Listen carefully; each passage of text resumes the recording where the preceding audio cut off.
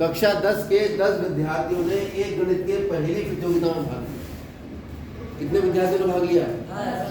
कौन सी कक्षा के? यदि लड़कियों की संख्या उस कक्षा में लड़कों की संख्या से 4 अधिक है, मतलब आपकी क्लास की तरह नहीं, उस कक्षा में लड़के भी थे और लड़कियां भी, लेकिन लड़कियों की संख्या जो थी वो लड़कों की संख्या से कितने अधिक थी? 4। आपको ज्ञात करना है लड़के और लड़कियों की संख्या। तो हमने मान लिया, माना कौन सी कक्षा में? कक्षा 10 में लड़कों की संख्या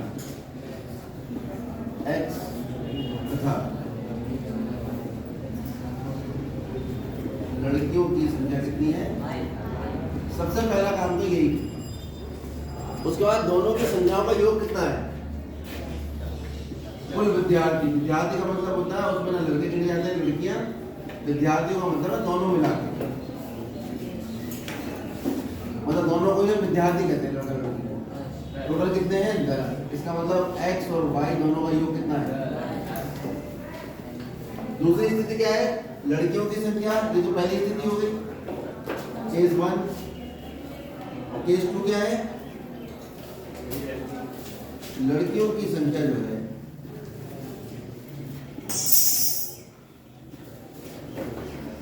बराबर है लड़कों की संख्या से कितना अधिक?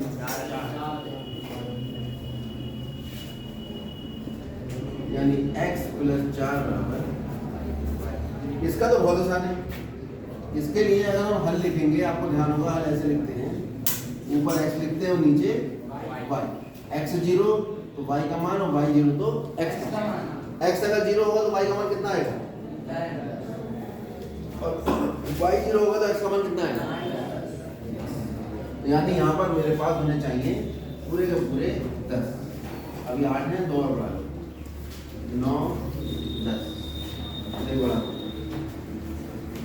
9 10। तो पहला बिंदु तो आया 0,10। बिंदु क्या निकल कर आया? हल बिंदु। हल बिंदु निकल कर आया 0,10 तथा 10। तो 0,10 ये है और x 10 y 0 ये।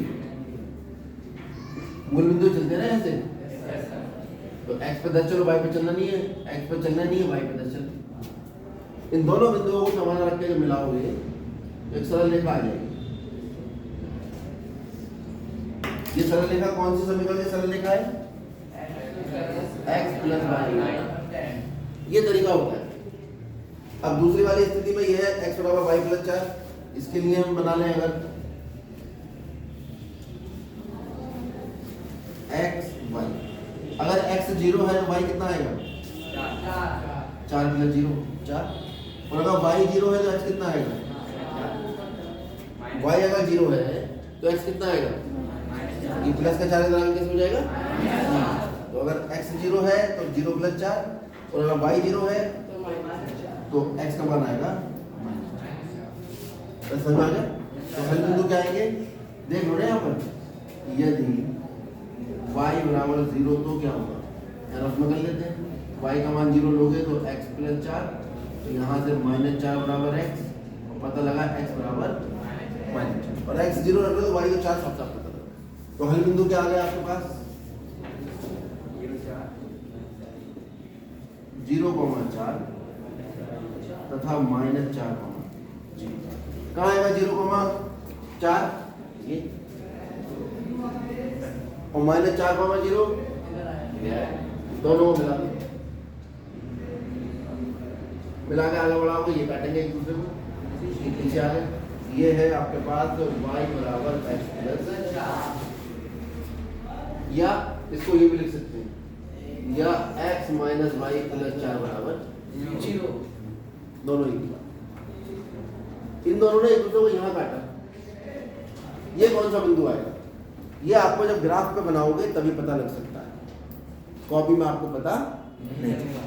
ग्राफ जिसके पास है वो ग्राफ में बनाओ। पिछले मैंने बांटे भी थे सब बच्चों को एक, ठीक है सबके पास, बस ठीक है। उसी के 2 पार्ट कर लो, बड़ा ग्राफ था वो, सबको एक बांटा था, और उसी के 2 पार्ट करके एक में ये बना दो, एक में ये। अब इस बिंदु के दिशा अगर निकाले, मान लो हमें निकालने नहीं आ रहे या हमें पता नहीं लग रहा, और एग्जाम में भी ग्राफ नहीं मिला, तो क्या तरीका है, दोनों समीकरणों को विलोपन या प्रतिस्थापन से हल कर लो। जैसे हमारे पास समीकरण रफ में हल कर लो, x प्लस वाई कितना था 10 और y किसके बराबर था, x प्लस 4 के ध्यान रखो y का मान 2x बराबर 6, x बराबर कितना आ गया 3 और y बराबर कितना आएगा 7। तो आपके पास ये जो बिंदु आएगा वो हमेशा कितना आएगा, देखो सामने आ भी रहा है, 7 के सामने आ रहा है और 3 के ठीक ऊपर आ रहा है। ठीक, ये बिंदु कितना हो गया 3,7।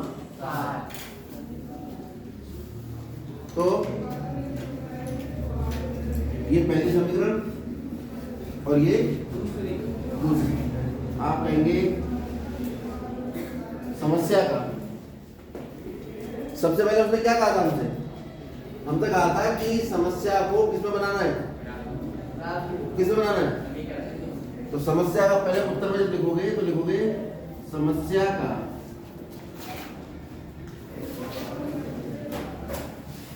लास्ट में उत्तर लिखते हैं ना,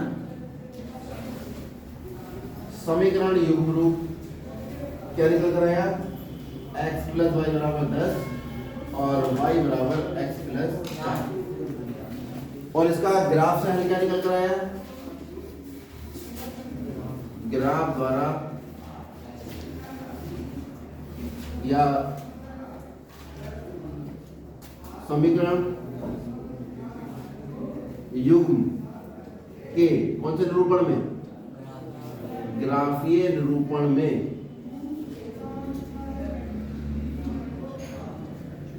प्रतिच्छेद बिंदु दोनों रेखाओं का या समीकरण युग्म से निरूपित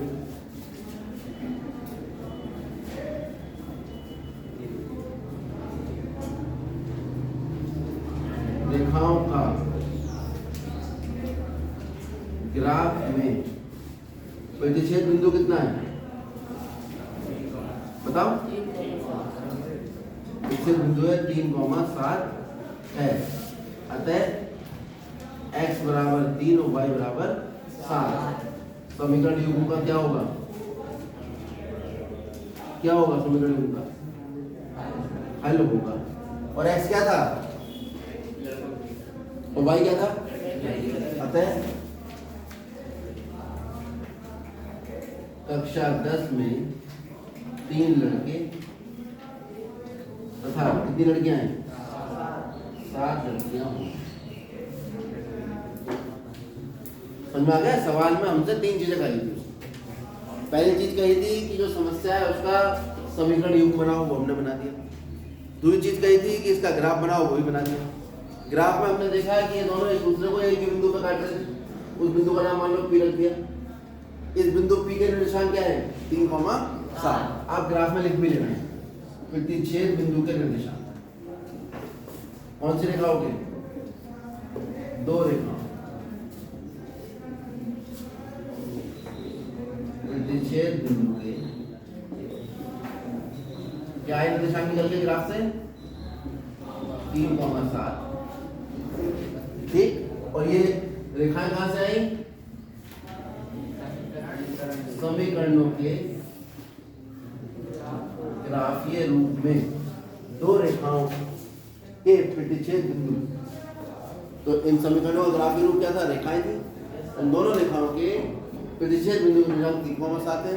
तो ये दोनों, यही आपका प्रतिच्छेद बिंदु जो होता है यही हल होता है दोनों समीकरण। ये इसको भी संतुष्ट करेगा और इसको रख के देख लो। y का मान 7 रखो, x का मान 3 रखो, 3 और 4 7। देखो y का मान 7 है, यहाँ रखो x का मान 3 और y का मान 7। 7 और 3 10, 7 और 3 4, कितना होगा 7 और 3 10। ठीक है, ये बिंदु आएगा निकल के, थोड़ा बहुत भी इधर उधर हो रहा है लेकिन आप उसे एडजस्ट कर देंगे बिंदु को। वो आपका जो x और y के मान है वो दोनों समीकरणों को संतुष्ट करने चाहिए। आप खड़े हो जाइए। क्या नाम है आपका, हाँ क्या नाम है, विवेक। तुम लगातार पीछे क्यों मुड़े हो, देख रहा हूँ मैं, शुरू से देख रहा हूँ। तो कहाँ से उतार रहा हूँ, पीछे वाली किताब से। सवाल तो मैं बोर्ड पे लिख दिया हमने, फिर क्या उतार रहे हो, अजीब हरकत क्यों करते हो। बैठो, किताब से उतारने के लिए तो बोर्ड से नहीं दिख रहा। आगे आ जाओ, 2 बच्चे बैठे, यहाँ बैठ जाओ, 3 बच्चे। चलिए आगे बढ़ते। 5 पेंसिल और 7 कलमें।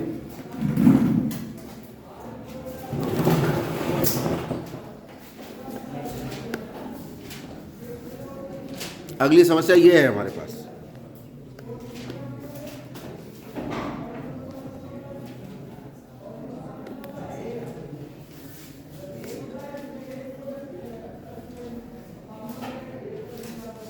तो 5 पेंसिल और 7 कलमों का कुल मूल्य 50 रुपए है, और 7 पेंसिल 5 कलमों का कुल मूल्य 46 रुपए है। तो एक पेंसिल और एक कलम का मूल्य याद, तो माना एक पेंसिल का मूल्य कितना है,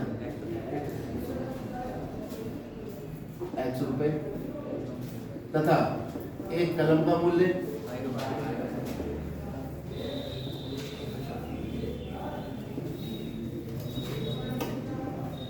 तो इनकी समीकरण बना देता हूं मैं, ग्राफ आप बना दें।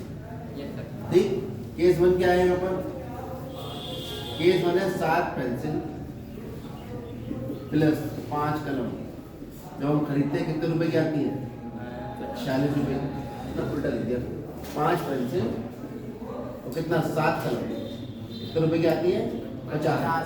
तो 5 पेंसिल 5x की होगी, 7y का होगा बराबर 50, समीकरण नंबर 1। केस 2 में डायरेक्ट लिख रहा हूँ, केस 2 क्या है, 7 पेंसिल और 5 कलम, इसका मूल्य कितना है, 46। इनको आप ग्राफ में लगा, चलिए करिए।